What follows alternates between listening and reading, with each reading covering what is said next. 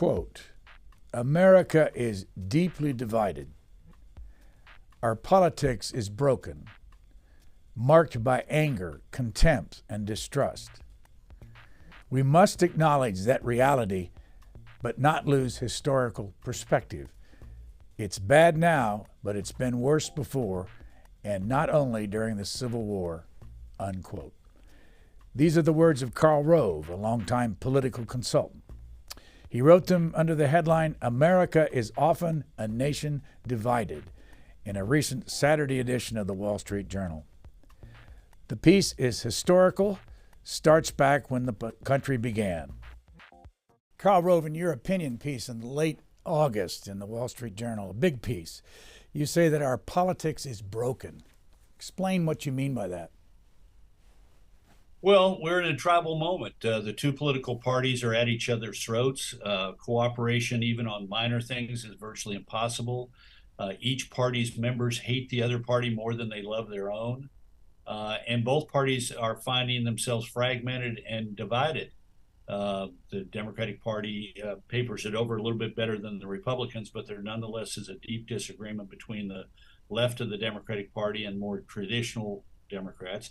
And there's a problem inside the Republican Party between the very conservative sort of Freedom Caucus types and more traditional Republicans, and a big battle over the future of the Republican Party. Are we going to be a more traditional conservative party or a populist party? And all of these things conspire to make our politics deeply divided, enormously divisive, and narrowly divided. You saw it in the 2020 presidential race, where the election was decided in 3 states by a grand total of 43,000 votes. 160 million people plus vote, but nonetheless, it's narrowly divided. This piece in the Journal is unusual for you. You write for them, of course, a regular column, but this was a long piece on a Saturday morning. What led to you going through the history of a divided country? Well, I'd happened to give a speech on this subject, and it just so happened that my editor, Paul Gigot, the editor of the editorial page, happened to be in the audience. So I gave the speech on a Friday, and the following Monday, I summoned my courage to call him to say, is there any chance at all that you'd be open to me taking my speech and turning it into a long-form piece for the weekend paper? I thought the speech was seemingly well received, and Paul seemed to be nodding in agreement during parts of it. But nonetheless, it was an unusual request from me, who gets to turn in 750 words on Wednesday to be published on Thursday, to think about a long-form piece. But before I could ask him, he said, is there any chance you'd be willing to take your Friday speech and turn it into a long-form piece? And I said, absolutely. I'd be thrilled and honored to do so. Well, back off that a bit. And when did you think about even giving a speech on this subject? What triggered it? Well, I was asked to give a speech on the state of American politics, and actually I had sort of dabbled in this, and some of the points that I made in my speech, I had dabbled in it for a number of years. Some of them come from the Gilded Age, which I studied as I wrote a book about the realignment election of 1896, the election of William McKinley, which political scientists study and have studied for decades, but they study it as a story of anonymous big forces coursing through the American economy and society.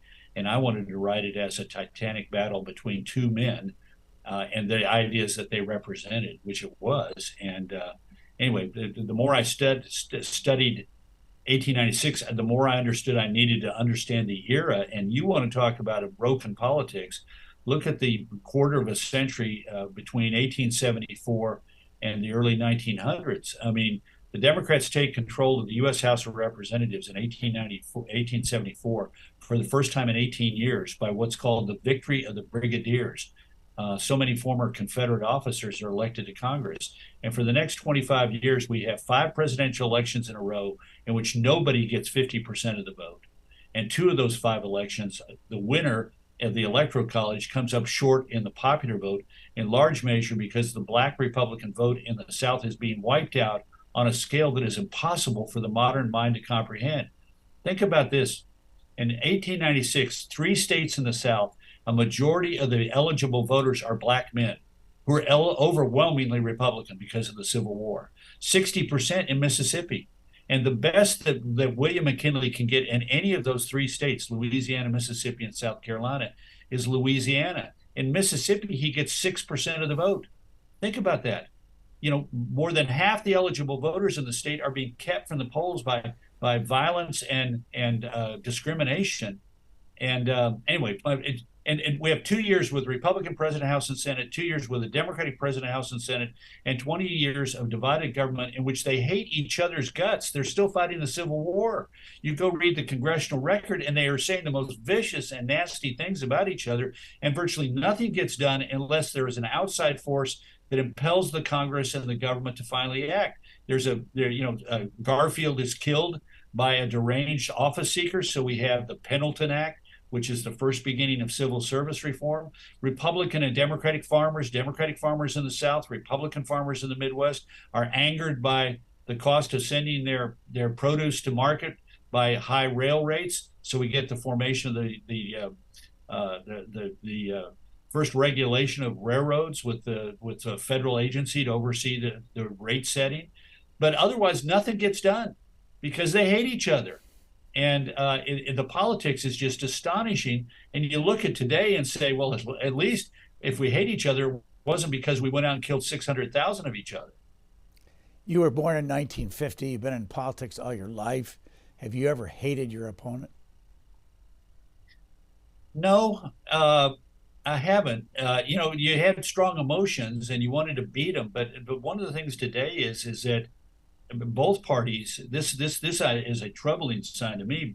Used to be that you'd say I'm a Republican or I'm a Democrat, and I'm that because of great things that my party has done or wants to do. Now it is I hate those bastards over there on the other side, and that ain't a healthy place for either party to be, because and to some degree it's because they're victims of their own success. Think about the great things that the Republican and Democratic parties stood for over the last 40 or 50 years. And, the Democratic Party became the party of civil rights, of the Voting Rights Act, the Civil Rights Act of '64, in that they were helped by Republicans.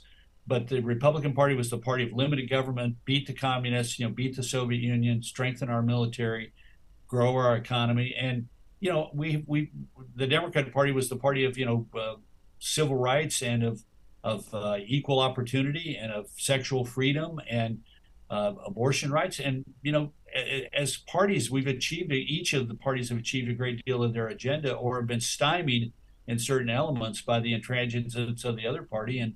But they were both running out of ideas and energy. You would have been 15 years old in 1965.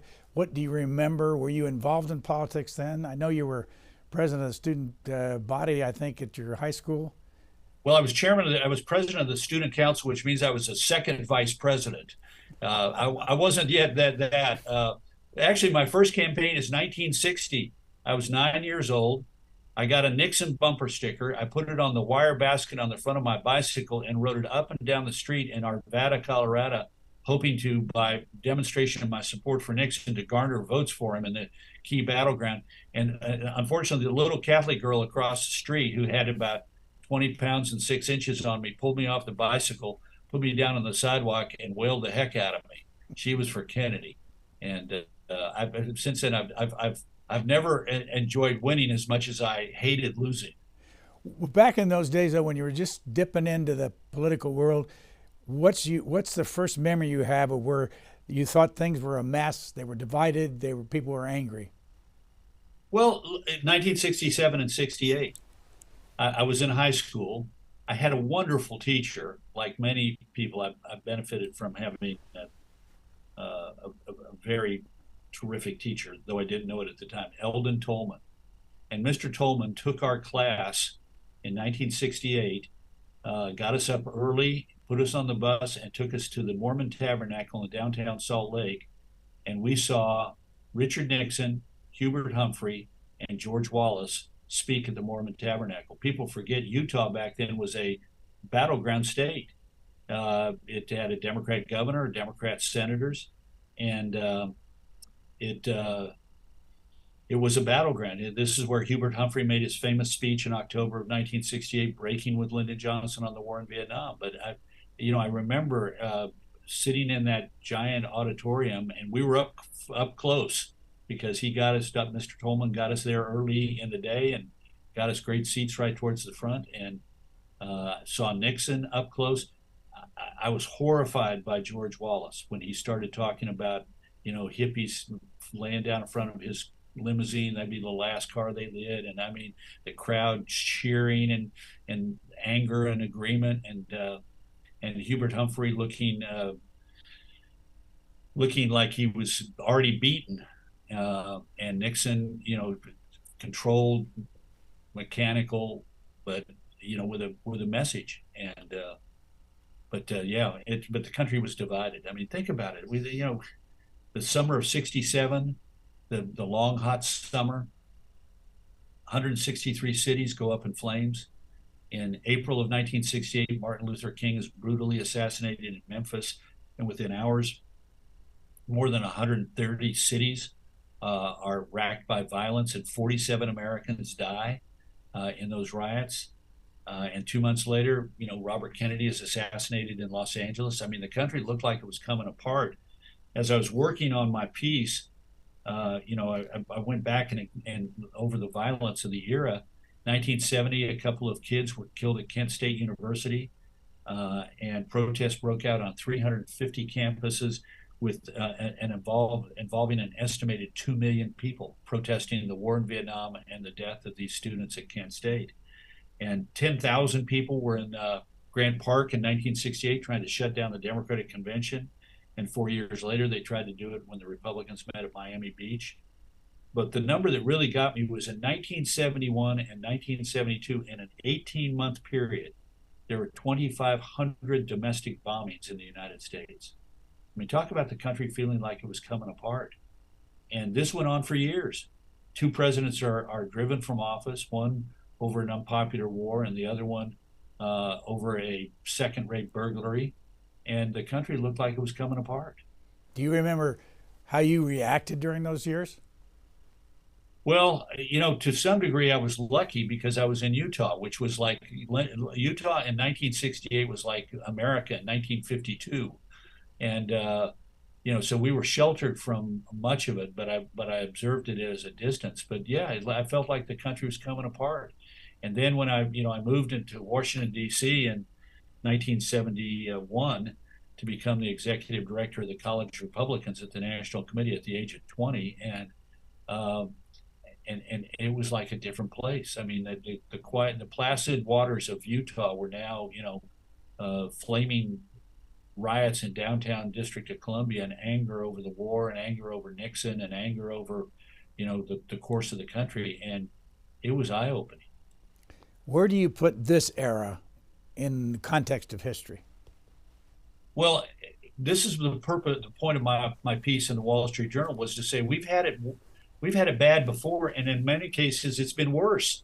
I mean, look, we are angry today, and January 6th is a stain on our country.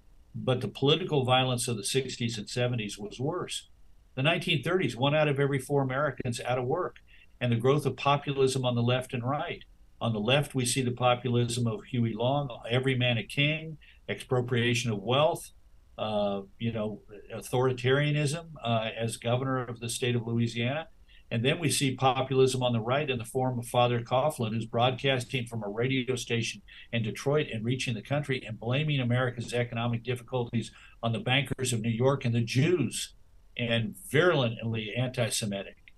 And the country, historians who've studied the era and some of whom lived through the era point out how angry and rough and divided the country was with labor strikes and public demonstrations, particularly in the late 1930s, that made it look like the country was coming apart.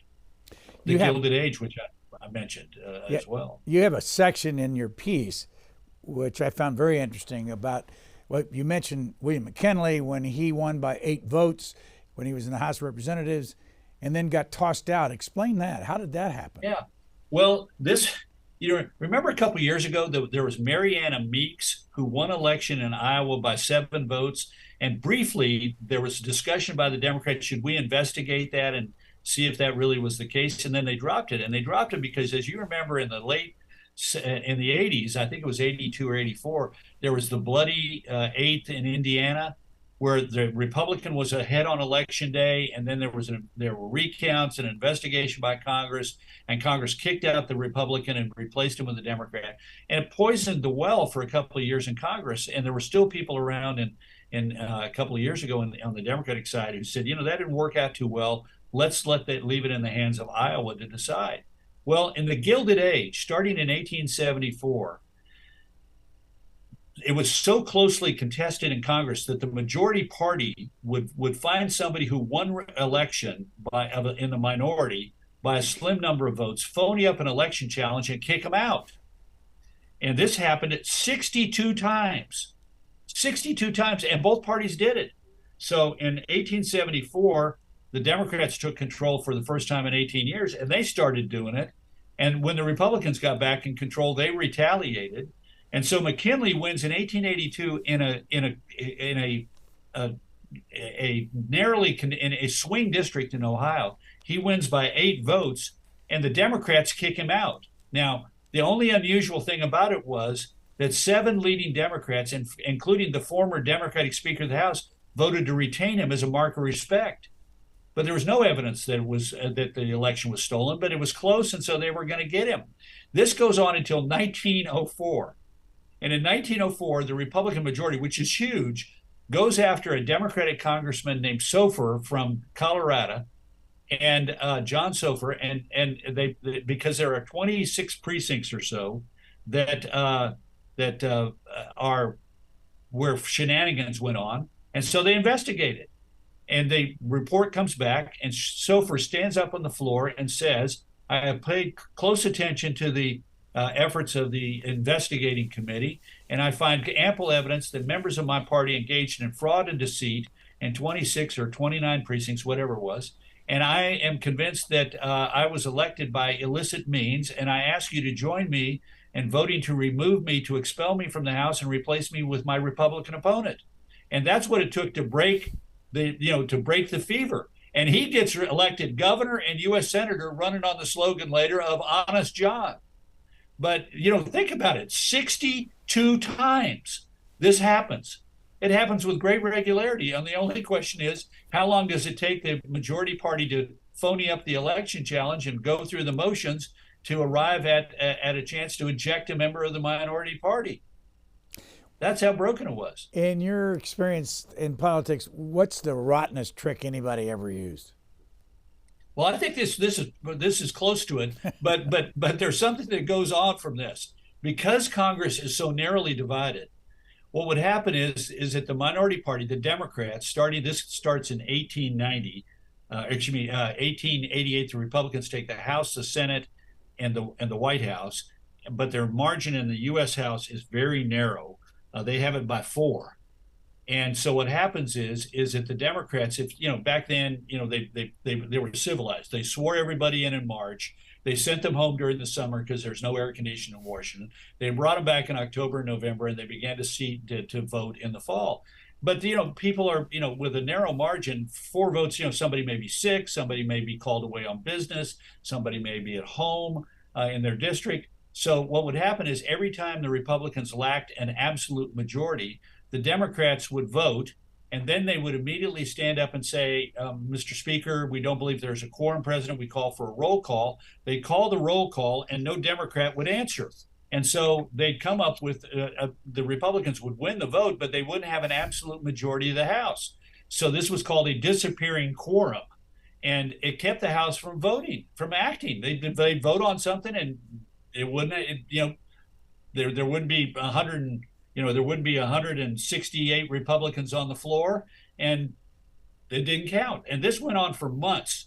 Finally, in January of 1890, the Speaker, Thomas Brackett Reed, who's about 6'3" tall, looks sort of like a bowling pin with a walrus mustache painted on him, erudite, tough, really, able, decides he's had enough.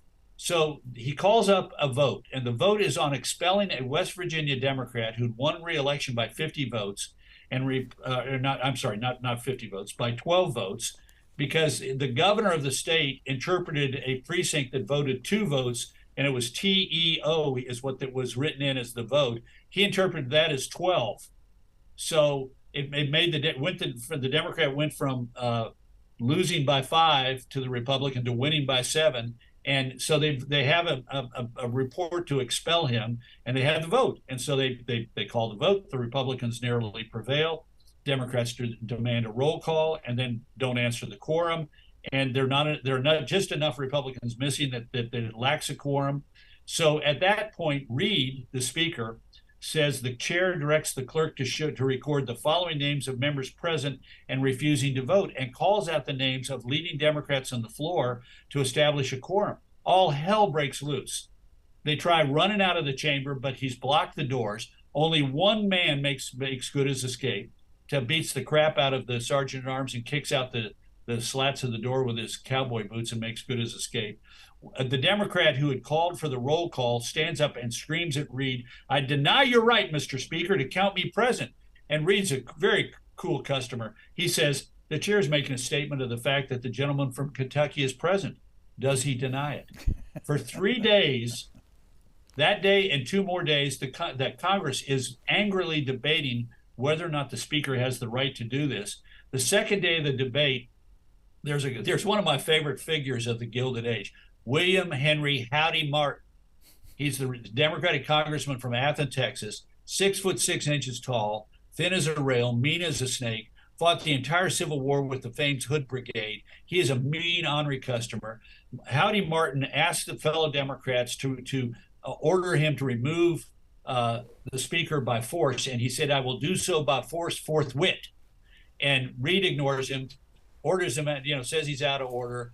And so Martin is so irritated, a Democrat from Indiana stands up and begins railing against the speaker. And Martin stands on the steps of the podium and heckles the Speaker of the House, calling him a tyrant. And Reed doesn't take the bait. He completely ignores him. And finally, Martin takes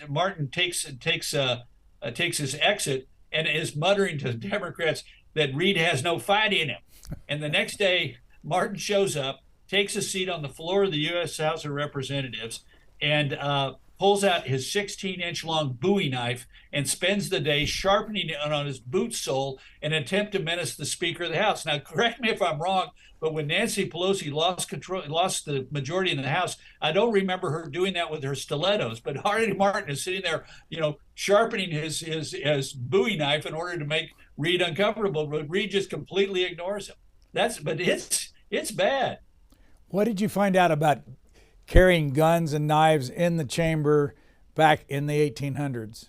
Well, I'll tell you, there's a brilliant book by Joanne Freeman, a great historian of the antebellum era, called Field of Blood. Now, we all knew, I remember, in school learning about the caning of Sumner, the senator from Massachusetts, by Brooks, the congressman from South Carolina.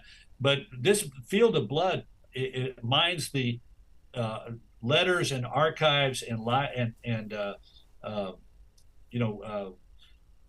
all the material that is sitting there on that era. And the picture she paints is, starting in the 1830s, members of Congress routinely carried knives, pistols, brass knuckles, clubs onto the floor of the U.S. House of Representatives and the U.S. Senate. And violence is routine, and threats of violence are ordinary. In fact, we even have a killing. In 1838, a Whig from Kentucky kills a Democrat congressman from Maine over the issue of corruption in the banking system. I mean, they carried their disputes onto the floor and did so with violence. And the people's notes and diaries of the time are just filled with examples of this. And she's done a magnificent job of suggesting that the polarization and the breakdown in debate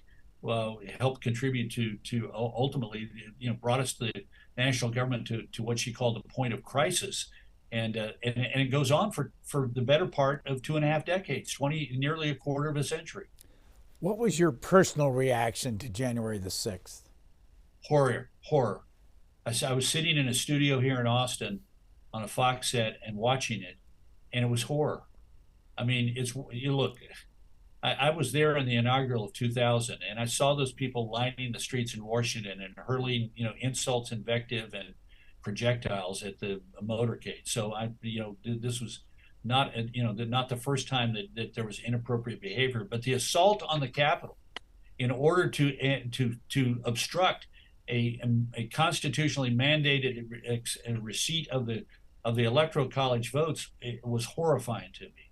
And the fact that the president of the United States sat there watching it for 4 hours without calling on the crowd that he had summoned to action to retreat from the Capitol was a stain on our country and on him. What do you think the impact has been since then on politics, on the town, the whole the thing that you're involved in every day? Well, it's added to the disruption because I run into these people who say, "Oh, these poor people who are in jail." Well, they engage in violence against law enforcement. They broke through police lines. They sprayed people with chemicals. They tried to rip their weapons and their shields and they poked at them with staves and flagpoles and beat them with their hands and fists and whatever they could lay their hands on. And why we should, as a country, we believe in law and order. We believe in the peaceful transfer of power. And for somebody to excuse the kind of behavior that went on that day, oh, they were just tourists making their way through the Capitol, said one prominent commentator. No, they weren't. Yeah, they in order to get into the Capitol, they had to break through police lines and break through doors and windows and assault police officers and the kinds of rhetoric that they use, the threats against members of Congress and against the police.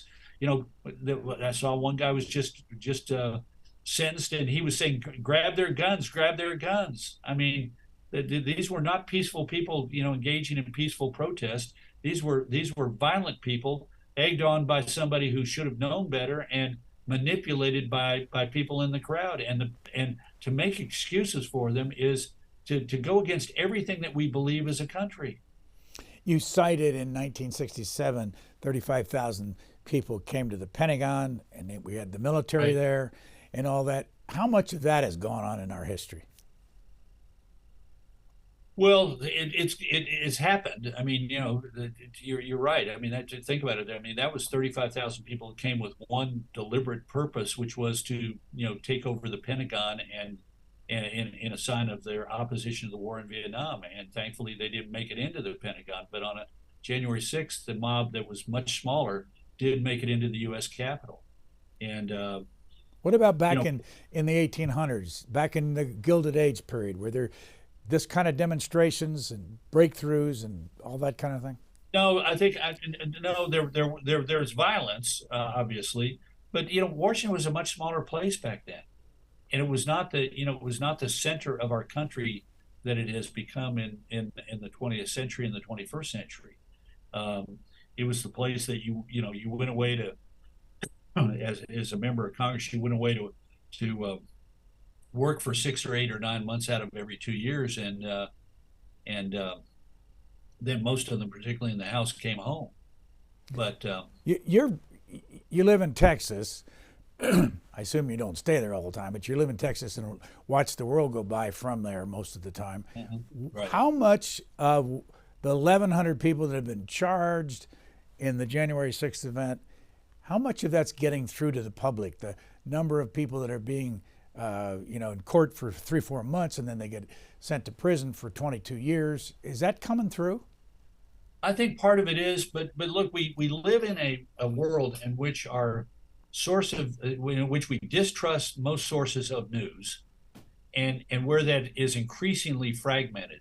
So you do have people whose information flow comes from biased sources that say, oh, these people are harmless. They're violating their First Amendment rights. These people had every right to be there and to make their voices heard, and they're being silenced because they're not in conformity with the views of the deep state.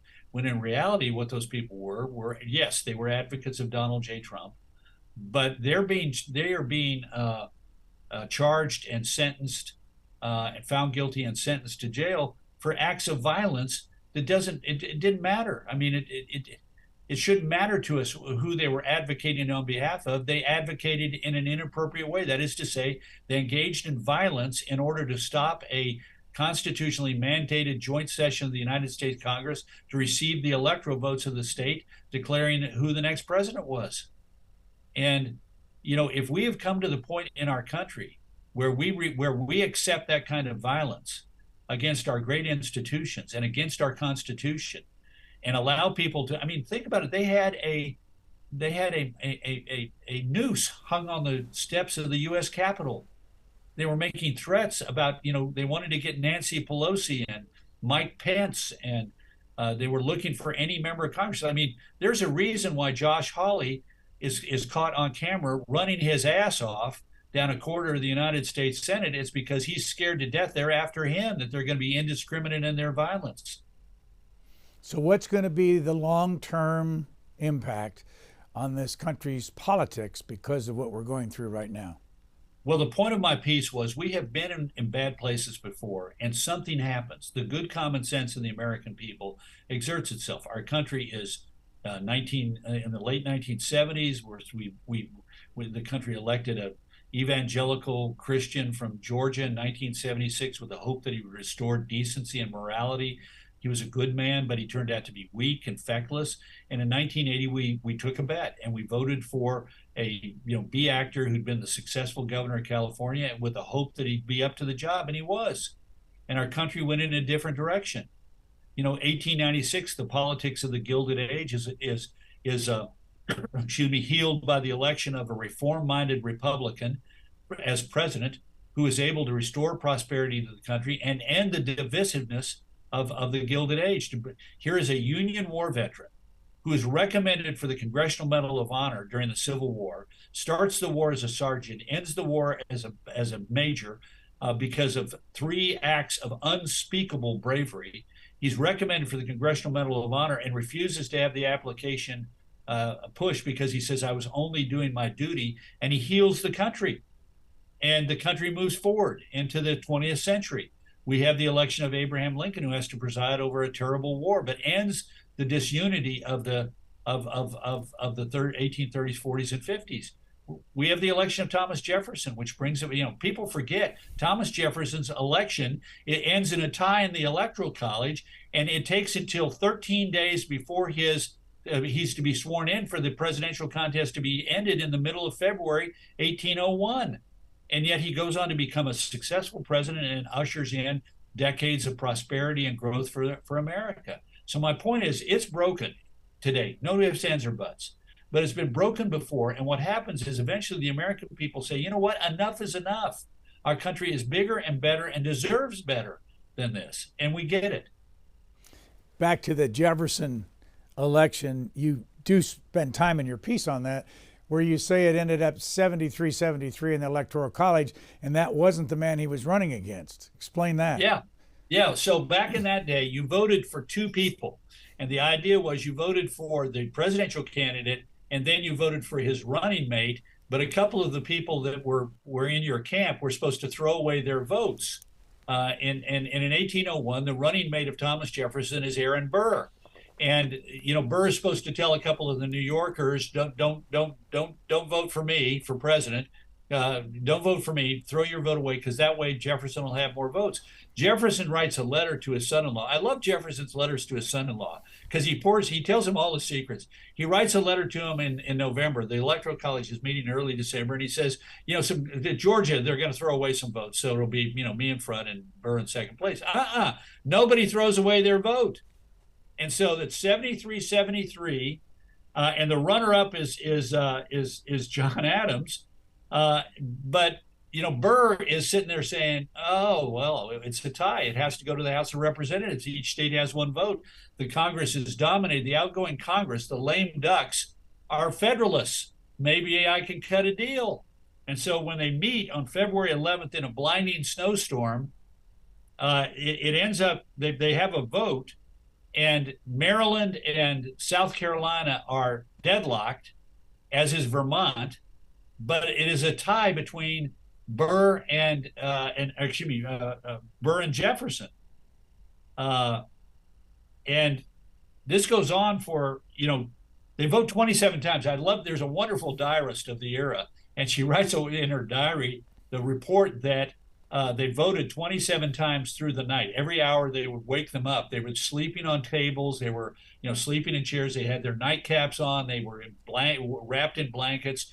Maryland is deadlocked because there are 4 Democrats and 4 Federalists, but one of the Democrats is thought to be nearing death, very ill. He insists upon being carried on a stretcher 2 miles through the snowbound streets of Washington, D.C. in the midst of a blizzard and installed in a committee room so that they can wheel him out to vote every hour on the hour. So they vote 27 times and nothing, there ain't any resolution. They vote mostly one time a day for 5 more days. And on the stalemate is finally broken by George Bayard of Delaware, a Federalist, who's gotten a letter earlier from Alexander Hamilton, of all people. And Hamilton says, I know them both, and I hate them both. But at least Jefferson has character, and Burr has none. Burr is, quote, a man of extreme and irregular ambition. And he says if Federalists make Burr president, then Federalists, quote, must share in the blame and disgrace that is sure to follow. So finally, Bayard says, okay, Alexander has some good advice here. So he says, I'm the only congressman from Delaware. I'm throwing in the towel. I'm going to get my colleague from Vermont to throw in the towel because there are 2 of them, a Federalist and a Democrat. If the Federalist walks, Vermont will fall into Jefferson's camp. And I'm going to tell my boys from South Carolina and Maryland, boys, we've done all we can do. We got a deal that he's going to help the Navy, and he's going to keep our pals in office. And so throw it in, make him president, and we'll go home. And on the 37th ballot, Thomas Jefferson is elected president of the United States with 10 votes, 10 states, and on the 37th ballot. And that's incidentally 21 ballots more than it took to elect Speaker McCarthy. So he's sworn in as president 15 days later on March 4th of 1801. And as you recall, Aaron Burr, his vice president, kills Alexander Hamilton in 1804 in a duel. So it's politics was wild back then. What kind of reaction have you gotten to this piece in the journal? I've gotten more email on this piece than any other piece that I've done, except the one I wrote on the death of my dog, a little bit. So and I've gotten some very begrudging. I probably don't agree with a single thing you have to say about politics, except I really enjoyed your piece on our country being divided. So I mean, what part of this piece do you sense that it really attracts them? Just the volume of it, just that we have gone through so many periods like this. I think the first thing people do is they realize, particularly if that about the 60s and 70s, because many of them either lived through it or have heard it's close enough that they've heard about it. But just the idea of the Gilded Age, the 1850s was not just the 1850s and the 1840s and most of the 1830s.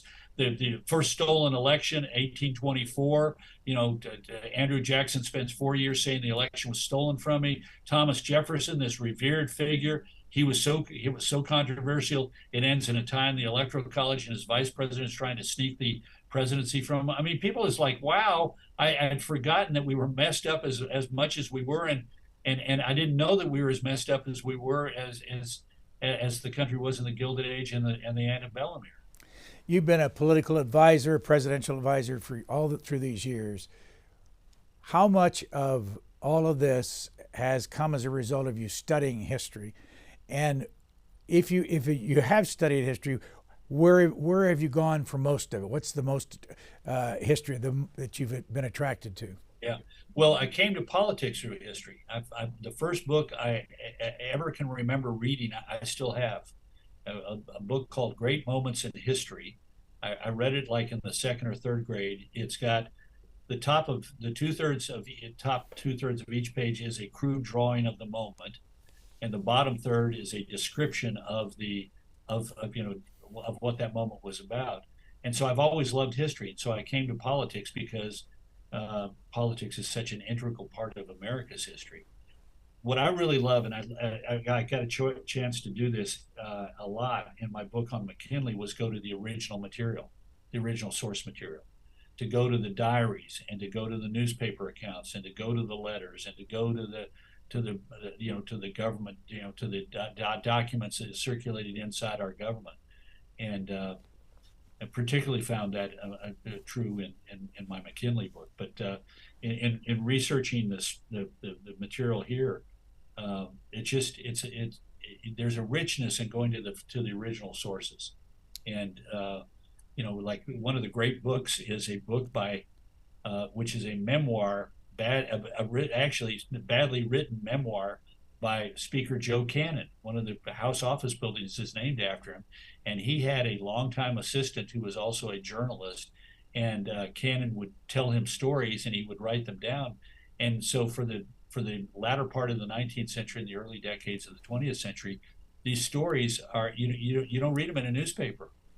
But here's Speaker Cannon telling his experiences of the Congress over a period of decades to his loyal lieutenant, who turns it into a book. And talk about getting it from the horse's mouth. What period of history interests you the most besides the Gilded Age? Civil War. And how much have you studied it, and what's the most effective way to study the Civil War? Well, there's so much great writing on it. As a child, I was 9 years old when we came to the Centennial. So you had Bruce Catton, you had, lots of books out during that 5-year period that were just terrific, and I absorbed every bit of them that I could.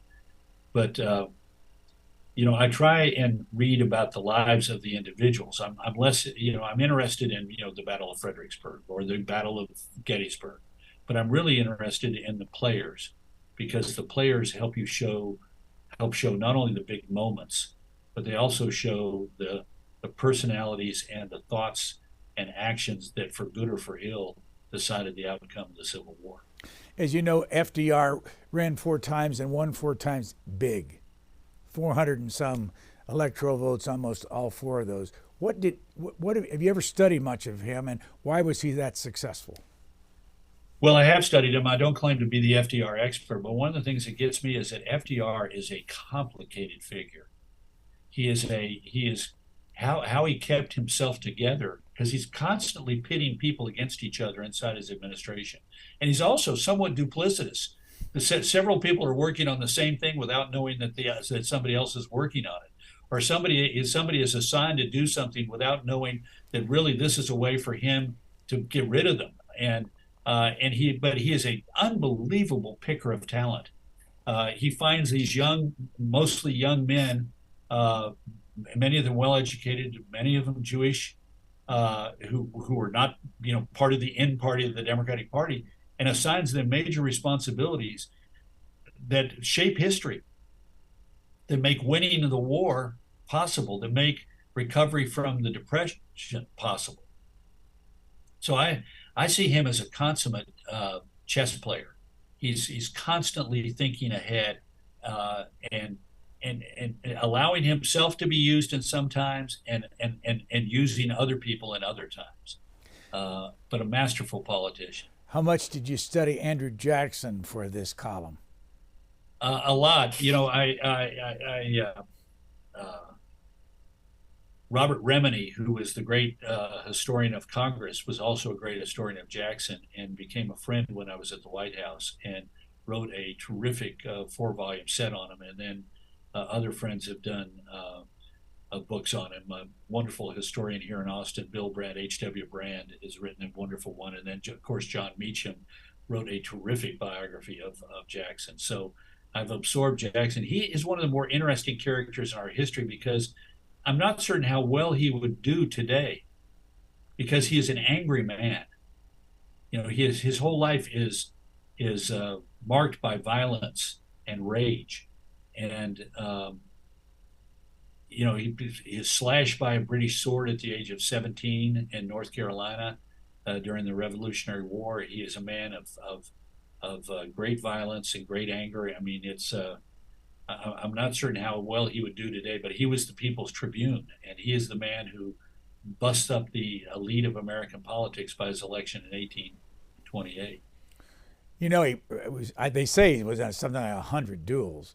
but Yeah. he was Carried shot. bullets in his body Yeah, until he died. and he was tried. They tried to assassinate. A guy tried to assassinate him when he was president up in the Capitol, and Yeah. he beat him over the head with his cane or whatever he had with Yeah. him. Yeah. But why was he so angry? Did you do you have any sense on that? And Well, he had a rough life. I mean, he lost his family. He grew up on the frontier. He felt that the love of his life, his wife, was killed by the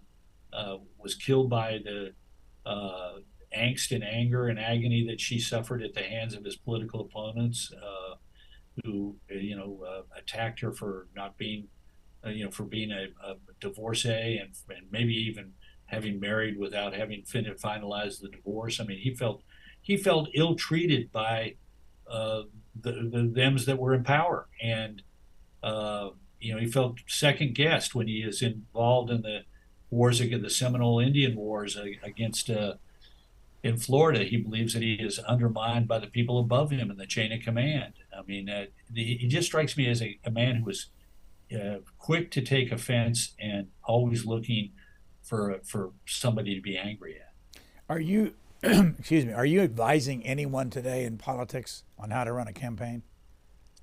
Well, I teach a class at the University of Texas at Austin, so I guess I'm advising some future campaign managers. What's the but, class but like? What do you teach?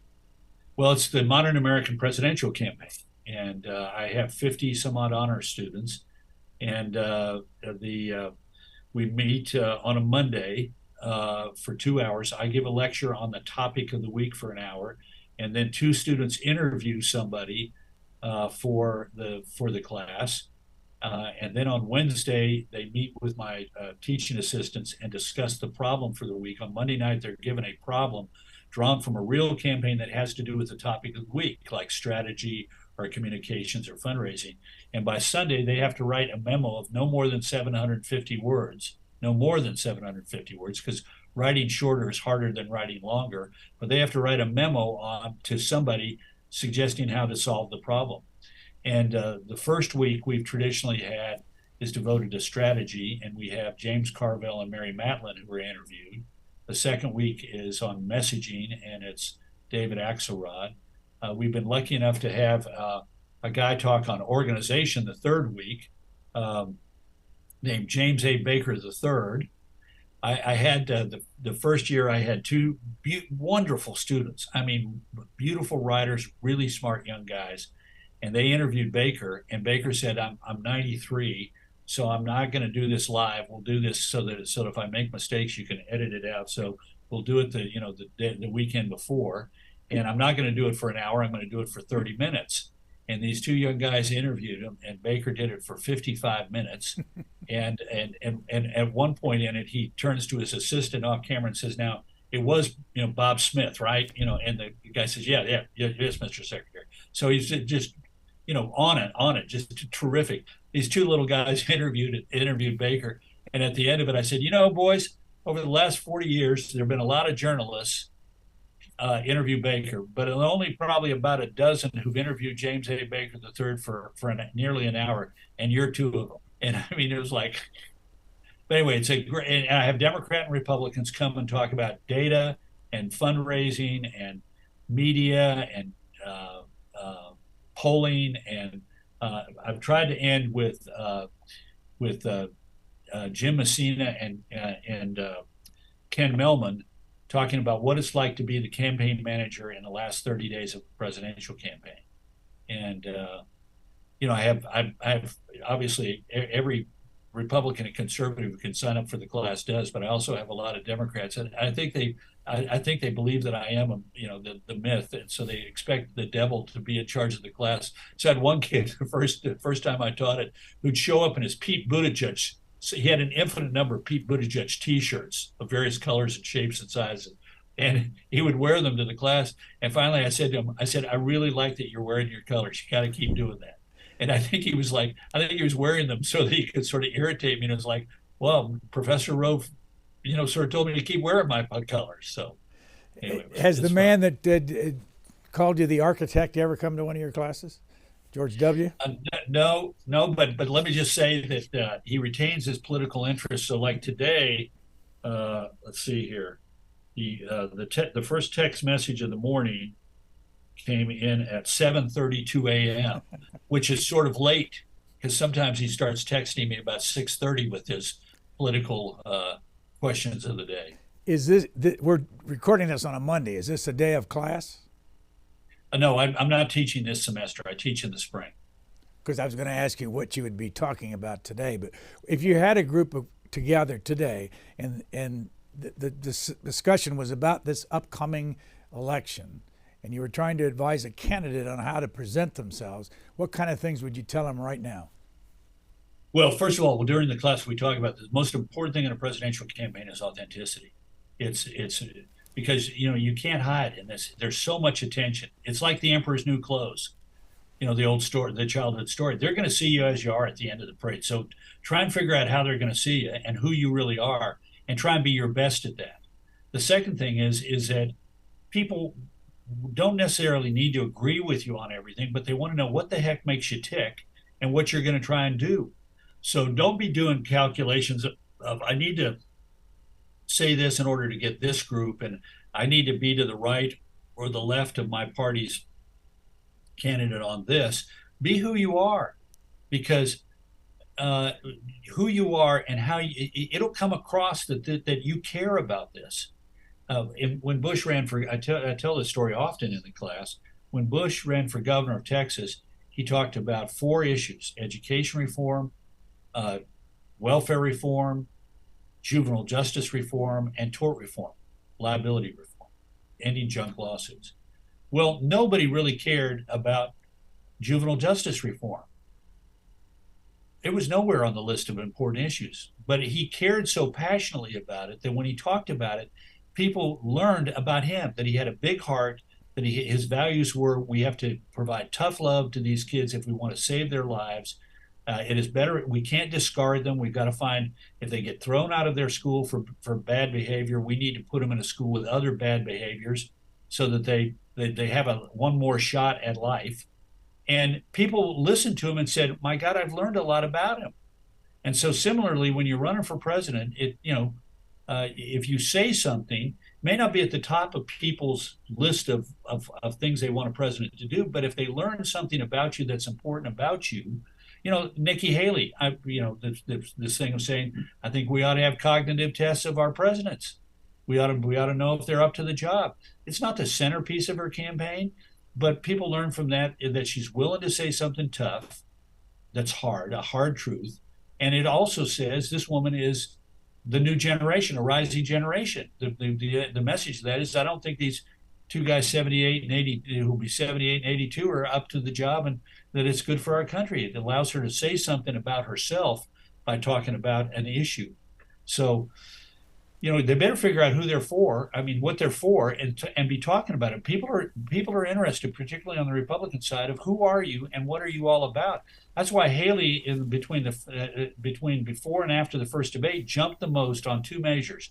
Her favorables jumped more than anybody else. The net favorables up, unfavorables down. The net, she was the biggest jump, and more importantly, she had the biggest jump on, I'm open to considering voting for her. Because you got to be open to voting for them before you actually vote for them. Going to let you go in a second, but I want to ask you about your own education. I read a little bit about where you went and jumped around and all that stuff. Did you ever get a degree? No, I went to the University of Utah, University of Maryland College Park, George Mason University, University of Houston, University of Texas, and never got my degree. And I was in the last generation that could do something that stupid. So don't anybody try and repeat that. But so many people that have been successful didn't get a college degree. Yeah. You're teaching now. What's the value today? It's so expensive. Yeah. Well, that's right. That's the second question. But I am a huge proponent of community colleges and of vocational education. I have a friend who ran of all things, a private junior college in Borger, Texas, and he was hired away by a junior college in the Flint Hills of Kansas. And the reason was he perfected a vocational education program at the Junior College for Agriculture and included a welding program where every single members of the welding program graduating class, after 2 years of junior college education, were being offered jobs in the oil patch in Texas and North Dakota, starting at $110,000 a year. We have a high school in far Texas that says, okay, maybe you don't want to go to college, but maybe you should think about getting your CDL driving license for trucks. And so these kids graduate with all the other things that you're supposed to graduate with high school with, but also they take courses in driving and truck driving and get a CDL license. So they graduate at the age of 18 or 19 and can go to work in the oil patch driving a truck for $100K a year. Now you take some kid from a poor family in the lower Rio Grande Valley and say to him, you can be successful in life and start off with $100K a year driving a truck, fracking sand or oil field or whatever, and you're raising the opportunity and the hope and aspirations of a lot of people. The column you wrote is from Saturday, Sunday edition of the Wall Street Journal, August 26 and 27, 2023, and the headline is "America is Often a Divided Nation." Karl Rove, thank you so much for talking us through this. Yeah, well, you bet, and thanks for having me. A lot of fun. Good to see you. Thanks for listening to Booknotes Plus. We want to make sure you know about our latest podcast, Books That Shaped America. It's a companion podcast to our 10-week television series of the same name. We've teamed up with the Library of Congress and selected 10 books from across American history that have had a major impact on our society. Each week, the C-SPAN television program will focus on one of these books and its impact. This companion podcast will give you more background on the book's authors. If you want to learn more about Books That Shaped America, go to our website, c-span.org. The podcast is available wherever you get your podcasts.